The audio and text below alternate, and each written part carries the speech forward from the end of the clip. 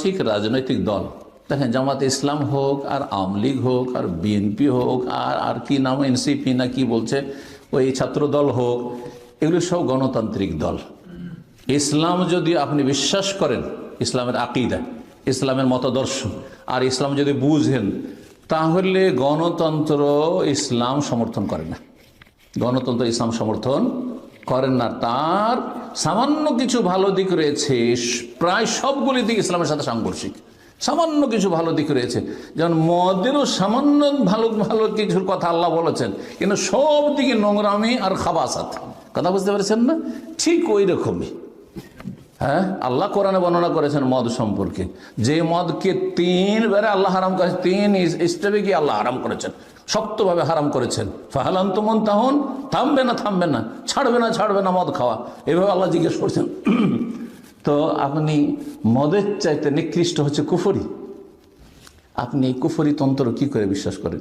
জান্নাতি জাহান্নামী যেখানে সমান, আল্লাহর ওলি শয়তানের ওলি সমান, একটা আমি আর একজন একেবারে পাপিষ্ট, হ্যাঁ পাপিষ্ট, পাপে ডুবে আছে, সে সমান। আপনি কি করে এটা সমর্থন করতে পারেন? আপনি বলুন তো দেখি। লা ইয়াস্তাবি আসহাবুন নার ওয়া আসহাবুল জান্নাহ, এছাড়া বহু দিক রয়েছে, তো সেগুলি বলার এখানে সময় নেই। সুতরাং বলছি যে রাজনৈতিক গণতন্ত্রের কোন এই গণতন্ত্রের রাজনীতি না করাও একটি রাজনীতি। এই কথাটি বড় ওলামাদের কাছ থেকে শোনা। আমি যে এই ইসলাম বিরোধী রাজনীতি বর্জন করি, এটা হচ্ছে আমার রাষ্ট্র পরিচালনার নীতি। রাজনীতি মানে কি? দেশ পরিচালনার নীতি। আচ্ছা, আবু বকর, ওমর, ওসমান, হ্যাঁ আলী, তারা কোনভাবে ইসলাম দেশ চালিয়েছেন? এই দিয়ে, হ্যাঁ বলেন তো দেখি। তা আপনাকে ওইটাতে যেতে কি হচ্ছে? ওটাতে যেতে কি হচ্ছে? রাসূলুল্লাহ সাল্লাল্লাহু আলাইহি ওয়াসাল্লাম যখন প্রথম মক্কায় শুরু করেছেন কাজ, তখন একটা স্তর কয়েকটা বছর, মাত্র 2, 3, 4 বছর গেলেই তার একটা প্রস্তাব পেশ করেছিল কিনা, যে হে নবী, তোমাকে মক্কার রাজা বানিয়ে দিচ্ছি, ইনকুন্তা তরিদ মুলকান মাল্লাকনাক, তোমাকে কিং বানিয়ে দিচ্ছি, মালিক বানিয়ে দিচ্ছি, রাজা বানিয়ে দিচ্ছি, আর তুমি আমাদের দেবদেবীর বিরুদ্ধে বলিও না। মেনেছিলেন নবী সাল্লাল্লাহু আলাইহি ওয়াসাল্লাম? না।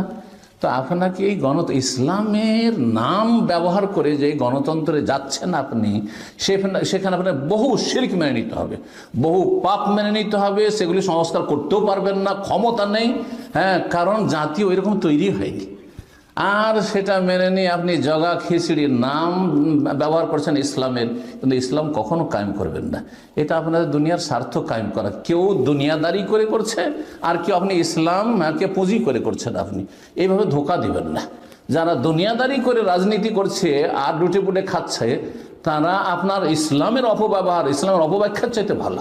যে ওদেরকে সবাই চেনে, কেউ মনে করেন না যে ওদেরকে ভোট দিলে নাকি হবে। আমি স্পষ্ট ভাষা, আওয়ামী লীগ বিএনপিকে ভোট দিলে নেকি হবে কেউ বলবেন? কেউ বলবেন না।